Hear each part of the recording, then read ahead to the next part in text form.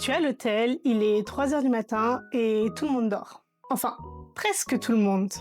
La seule personne qui était toujours réveillée, c'était moi. Pourquoi ? Parce que c'était mon job, j'étais réceptionniste de nuit dans un hôtel, aussi appelé Night Auditor. J'ai été Night Auditor pendant 1 an dans un hôtel de luxe 5 étoiles et aujourd'hui, je vais te présenter le job, mon expérience, mon parcours, mais également quels sont les avantages et les inconvénients d'un tel métier qui a un rythme quand même assez particulier. Tout commence lorsque je termine mon master en communication après 5 ans d'études et finalement je décide de me lancer dans l'entrepreneuriat dans le secteur de l'agroalimentaire. Rien à voir. Pendant 2 ans, je vais peaufiner mon projet entrepreneurial, participer à des événements, suivre un cursus spécialisé dans l'entrepreneuriat, bref, je vais découvrir ce milieu. Mais voilà qu'après 2 ans d'entrepreneuriat, je n'ai plus de chômage. Parce que oui, quand j'ai entrepris, c'était le chômage qui m'a permis de mener ce projet pendant ces 2 années-là. Sauf qu'à la fin de ces 2 années, j'ai dû retourner sur le marché de l'emploi parce que je n'avais plus d'argent pour investir dans mon projet. Mes critères étaient simples, je voulais un travail qui me prenne 3 à 4 jours maximum par semaine pour me libérer du temps pour mon projet et de préférence de nuit parce que j'avais espoir que je pourrais travailler de jour et donc travailler de nuit et faire un peu d'entrepreneuriat la journée, mais ça s'est pas du tout passé comme ça. Et le dernier critère, c'était d'avoir la rémunération la plus complète possible. Ce qui impliquait donc un job qui me permette de faire des longs shifts, donc de travailler longtemps sur la même journée ou la même nuit, de façon à me libérer un maximum de temps, tout en me permettant de gagner suffisamment d'argent. Et voilà comment je me suis tournée vers le job de réceptionniste de nuit. Ma démarche, elle était simple, j'ai tout simplement candidaté auprès d'offres en ligne, mais j'ai également fait des candidatures spontanées parce que c'est souvent ce qui permet d'ouvrir à de nouvelles opportunités et c'est d'ailleurs ce qui m'est arrivé. Donc si jamais vous cherchez un job, de façon générale, je vous invite grandement à faire des candidatures spontanées parce que peut-être que sur le moment, il n'y a pas d'offre d'emploi disponible pour vous dans l'entreprise que vous visez, mais possiblement, vous ne savez pas, mais ils sont déjà en réflexion, ils ont juste pas encore sorti l'offre. Après 2 semaines de candidature, je décroche finalement 2 entretiens, un dans un 3 étoiles et un dans un 5 étoiles.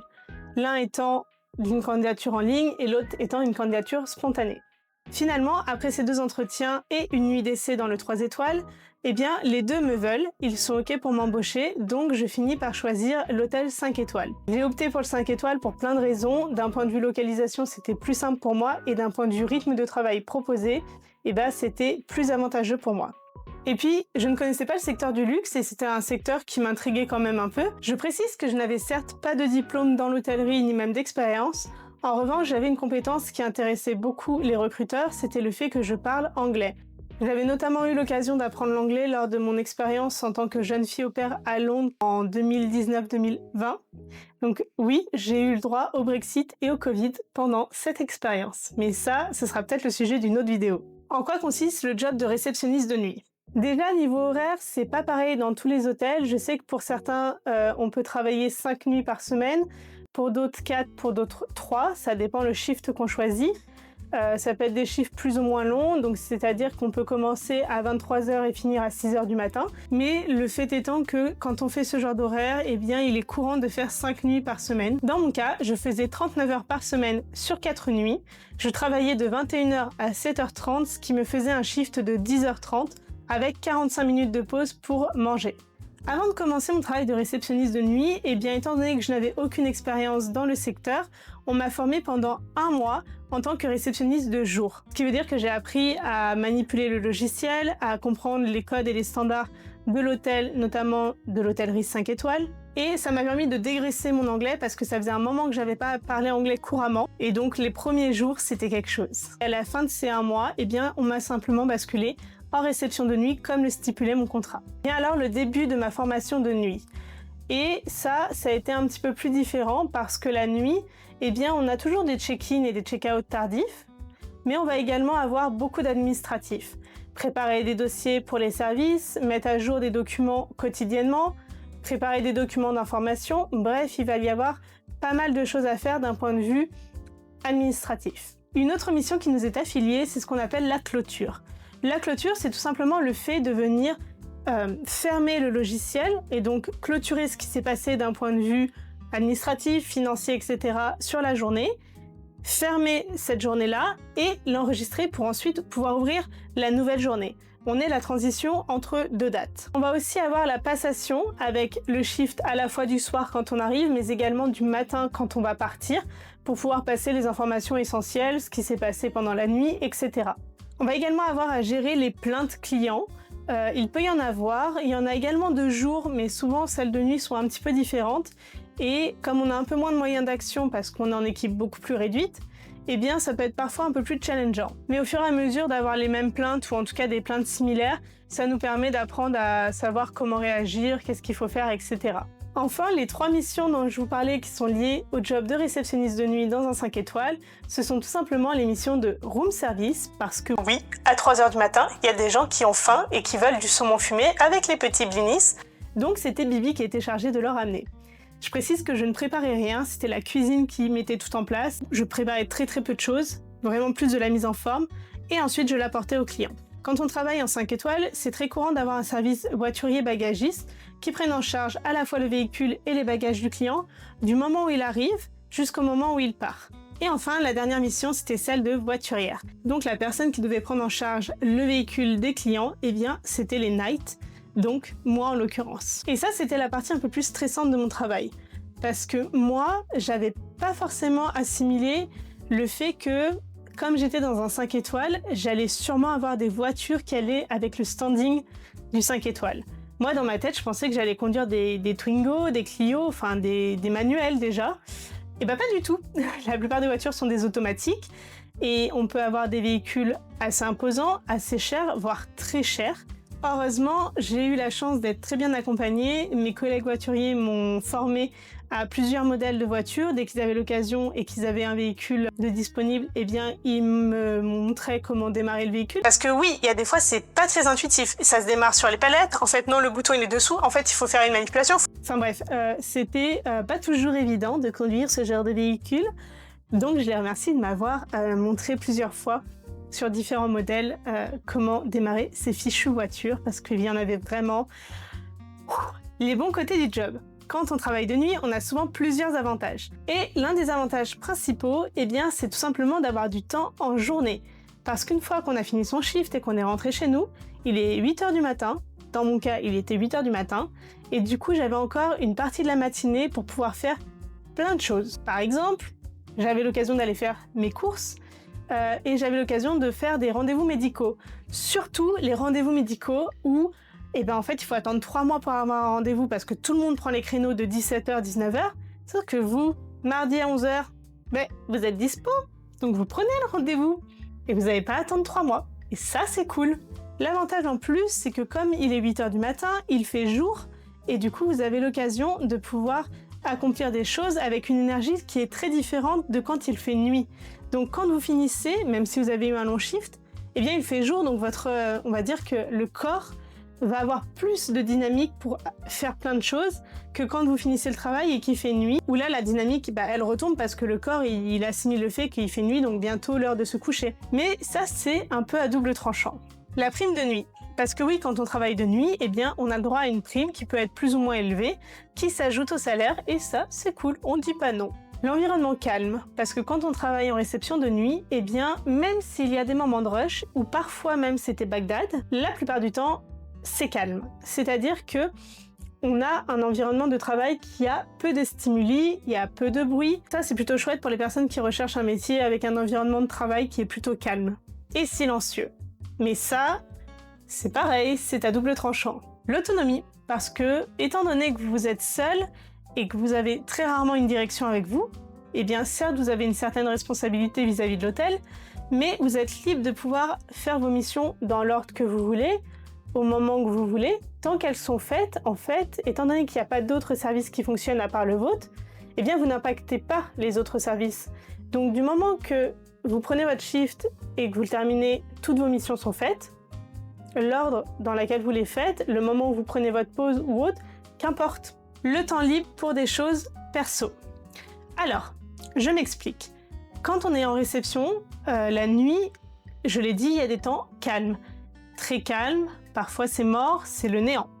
Et du coup, dans ce temps calme, il faut s'occuper. Il faut stimuler son esprit pour surtout ne pas s'endormir parce que le temps peut paraître long Et comme vous êtes dans un rythme qui fonctionne à l'inverse de ce que le corps demande, c'est-à-dire que vous travaillez de nuit, donc vous avez normalement envie de dormir quand il fait nuit, eh bien, pour ne pas que ça arrive, il faut trouver des moyens pour se stimuler. Dans mon cas, ça pouvait être de la lecture, ça pouvait être écrire des choses, ça pouvait être faire mes budgets mensuels, ça pouvait être faire le plan de comment j'allais refaire la chambre, enfin bref, ça peut être un tas de choses. Et là, je pense au moment où ma direction tombera sur cette vidéo et se dira « Ah, c'est ça qu'elle faisait la nuit ouais. » Bah ouais, c'était ça.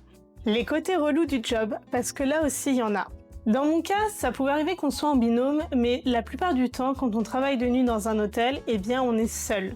C'est très rare d'être en binôme, mais ça peut arriver, sauf que la plupart du temps, quand vous êtes seul, eh bien, il y a tout simplement la solitude. Le temps peut paraître très long, parce que quand on est dans ces missions, quand on est dans ces tâches, etc., bon bah le temps il passe assez vite, mais par contre, une fois qu'on les a finis et qu'on arrive dans la phase dont j'ai parlé un peu plus tôt, des 3h à 6h du matin dans mon cas, eh bien là, le temps peut paraître très long, c'est pour ça qu'il faut absolument s'occuper. L'appel du sommeil, parce que comme vous êtes à l'inverse de comment fonctionne le corps, c'est-à-dire vivre le jour et dormir la nuit, eh bien là, il est très courant qu'arrivé une certaine heure, il y a un coup de barre, il y a un coup de fatigue et que vous ayez envie de dormir. Et il faut surtout pas vous endormir parce que si ça se sait, concrètement, vous avez des problèmes. Et en plus de ça, si un client vous voit, là, la crédibilité de l'hôtel, elle est touchée. La fatigue accumulée. Le rythme biologique est lourdement impacté. Le fait que vous ayez un rythme de travail qui est quand même pas évident, le fait de travailler la nuit, eh bien, il y a une certaine fatigue physique et mentale qui s'accumule. Moi, pour ma part, en tout cas, je l'ai beaucoup ressenti. Au début, ça va, je commence un nouveau métier, un nouveau job, donc c'était assez chouette. Il y avait pas mal d'adrénaline du fait que c'est comme quand vous faites une nuit blanche une fois, vous avez de l'adrénaline sur le moment, mais à force que ça se répète, eh bien là, il y a une certaine fatigue chronique qui s'installe et au final, on se rend compte à quel point le sommeil est réparateur la nuit et beaucoup moins le jour. Il y a aussi le fait d'avoir la responsabilité complète de l'hôtel sur vos épaules. Étant donné que vous êtes seul, ou parfois deux, mais souvent seul, vous êtes en charge de la sécurité de l'hôtel, vous êtes en charge du bon fonctionnement de l'hôtel, vous devez répondre aux clients, aux plaintes des clients, aux attentes des clients. Et parfois, ça peut faire un peu lourd tout ça. Moi, généralement, au début, ça m'a semblé parfois vraiment anxiogène, mais au fur et à mesure de gérer des situations, de connaître l'hôtel, d'apprendre à gérer l'hôtel, eh bien, l'expérience a parlé et ça a fait qu'avec le temps, je me sentais beaucoup plus en confiance dans mes missions, dans mon travail et ça devenait de moins en moins quelque chose d'anxiogène. Mais sur les premiers temps, ça peut l'être un petit peu. Les clients relous, voire les inconnus relous, parce qu'il y a aussi des gens qui viennent dans l'hôtel et vous savez pas si c'est des clients. Et du coup, vous avez à la fois des personnes qui peuvent discuter longtemps avec vous, des personnes qui peuvent être sous certaines substances, sous alcool, et donc là, c'est pas toujours agréable à gérer comme situation, ça s'apprend avec le temps, mais si vous n'avez pas de service de sécurité et que la sécurité c'est vous, ça vous oblige à faire preuve d'une certaine autorité, d'une certaine proactivité pour pouvoir rapidement gérer la situation. Dans ce lot, il y a aussi les clients et les gens qui pensent que vous êtes l'office du tourisme, c'est-à-dire qu'ils rentrent, ils vous demandent comment aller à tel endroit, par où passer pour aller là-bas, et donc vous, vous vous retrouvez à être l'office du tourisme. Il y a également un impact sur la vie sociale, et celui-là, il n'est pas du tout anodin. Là, je vais parler dans mon cas, même si je pense que c'est assez général. On voit moins sa famille, on voit moins ses amis, parce que tout simplement, on fonctionne avec un rythme décalé, et on n'a pas la même fatigue non plus. Dans mon cas, étant donné que je travaillais les soirs, les nuits et les week-ends, puisque je travaillais les vendredis soirs, les samedis soirs, eh bien, tout ce qui était événement avec mes amis, le week-end, etc., je pouvais pas y aller parce que je travaillais. Et c'était pas toujours évident, il y avait que quand je posais une journée, une soirée, une nuit, que je pouvais profiter d'un anniversaire ou autre. Mais c'est pas un aspect anodin, les nights travaillent les week-ends, c'est l'hôtellerie de façon générale, on travaille les week-ends, on travaille les jours fériés. Et du coup, ça c'est aussi à prendre en compte si c'est un métier qui vous intéresse. Enfin, il y a un dernier impact dont on n'entend pas beaucoup parler, je trouve, et pourtant il est assez important, c'est l'impact sur la satiété, sur la faim. Le fait étant que quand on travaille de nuit, notre faim est altérée. Ça dépend les personnes, mais parfois quand c'est la nuit, et bien même si c'est la nuit, nous sommes en shift et donc théoriquement on doit manger comme quelqu'un qui mangerait le midi. Mais moi en tout cas, c'était souvent mon cas, je ne mangeais pas parce que je n'arrivais pas. Et ça a été le cas pendant plusieurs mois au début, c'est-à-dire que je ne ressentais pas la sensation de faim, en tout cas la nuit. Et du coup, je ne faisais que 2 repas par jour, ce qui a entraîné une certaine perte de poids. À l'inverse, ça peut être aussi dans l'autre cas, c'est-à-dire que ça peut augmenter la faim, étant donné que vous êtes fatigué et qu'on le sait, la fatigue joue sur les émotions et sur la faim. Eh bien, ça peut entraîner une prise de poids également. Ça, c'est pas une règle générale, mais quand même, de ce que j'ai entendu, c'est souvent l'un ou l'autre. Pourquoi j'ai arrêté de travailler de nuit ? Comme je l'ai expliqué, j'ai travaillé pendant 1 an dans cet hôtel, mais ça veut dire du coup qu'il y a eu une fin. Mon projet entrepreneurial ayant pris fin, pour diverses raisons, eh bien je n'avais plus la nécessité de travailler de nuit ou d'avoir ce rythme de travail de 3 jours, 4 jours par semaine. Donc au final, c'était un mal pour un bien. Le second, c'était, comme je l'ai évoqué, la fatigue chronique et l'impact sur ma santé.